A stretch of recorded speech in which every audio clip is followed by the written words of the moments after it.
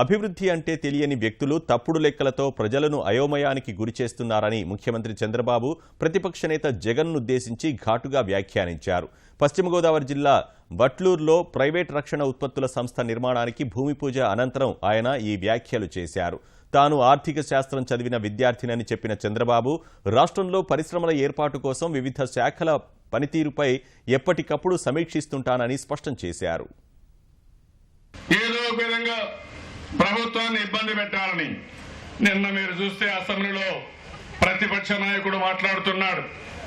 ఆయన మాట్లాడే మాటలు చూస్తే అభివృద్ధి జరిగిందంటే మనం తప్పుడు లెక్కలు చూపించమంటున్నాడు.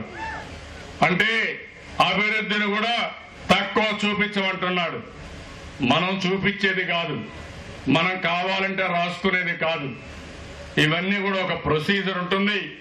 ప్రపంచం మొత్తం అభివృద్ధి అనేది కొన్ని పారామీటర్స్ వరకు ఇండిపెండెంట్ ఆర్గనైజేషన్స్ అసెస్ చేసి ఏ రాష్ట్రం ఏ దేశం ఏమాత్రం అభివృద్ధి అయిందో అవన్నీ కూడా చేసే పరిస్థితి వస్తుంది. అది కూడా తెలియని వ్యక్తులు ఇష్ట ప్రకారం మాట్లాడే పరిస్థితి వస్తా ఉంది.